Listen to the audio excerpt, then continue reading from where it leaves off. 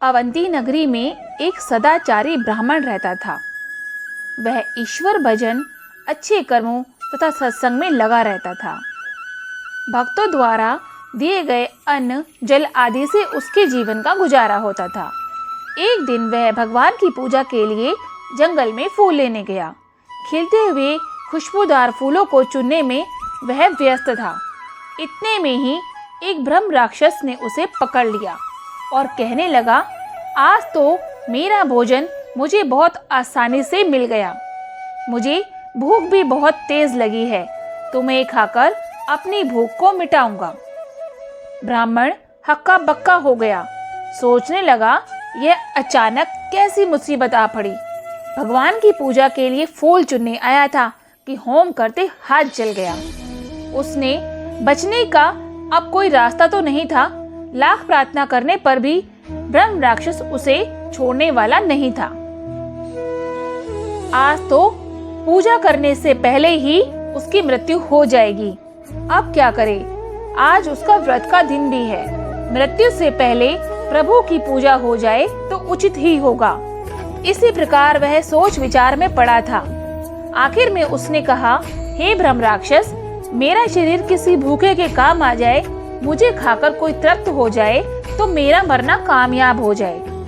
एक दिन मौत तो निश्चित है, फिर मृत्यु से पहले किसी के उपकार के लिए मरना पड़े तो इससे बढ़कर जीवन में और क्या सार्थकता होगी। इसलिए हे भूखे ब्रह्म राक्षस, मुझे मारने से पहले मेरी एक विनती सुन ले।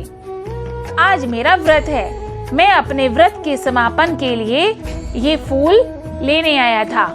ये फूल लेकर मैं भगवान विष्णु के मंदिर जाऊंगा। वहाँ भजन कीर्तन कर अपना व्रत पूरा करूंगा और सुबह मैं आपका भोजन बनने के लिए आपके पास चला आऊंगा। ब्रह्म राक्षस हंसते हुए बोला, ब्राह्मण देवता, बहुत चतुर बनते हो। मृत्यु के पंजे से एक बार बचकर फिर दोबारा कौन खुद अपनी मृत्यु के हवाले करेगा? ब्राह्मण ने कहा, आप ठीक कह रहे हैं।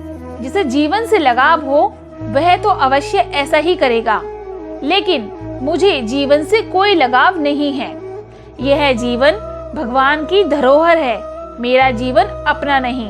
भगवान जब चाहे अपनी चीज ले सकते हैं।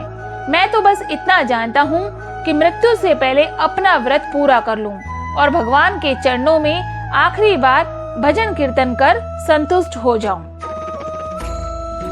मेरी बात पर यकीन करो। आप भी उसी भगवान के द्वारा पैदा किए हुए हो।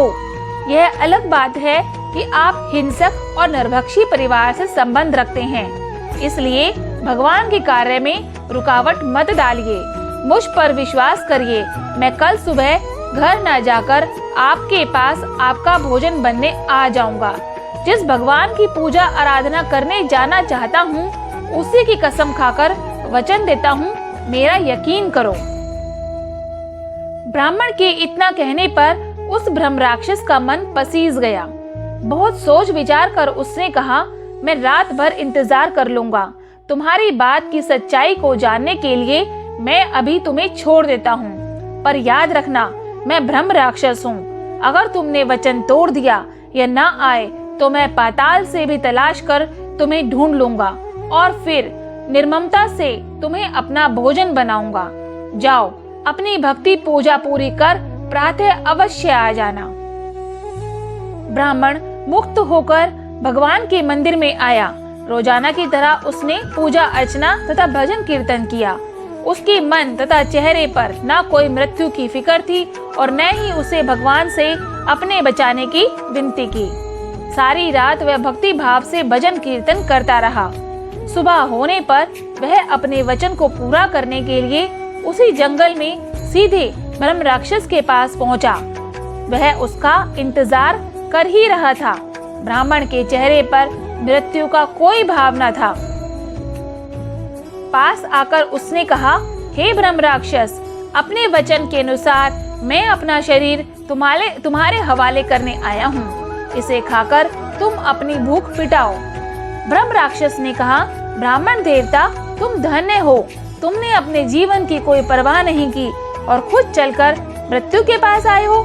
मेरे पास से जाने के बाद तुम पूरी रात क्या कर रहे थे? ब्राह्मण ने कहा, रोजाना की भांति भक्ति पूर्वक भजन पूजन कर रहा था।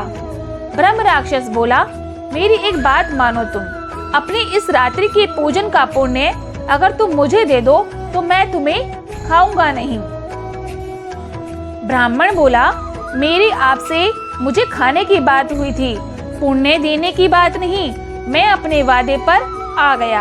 आप अपने वादे के अनुसार मुझे मार कर अपना भोजन बनाइए।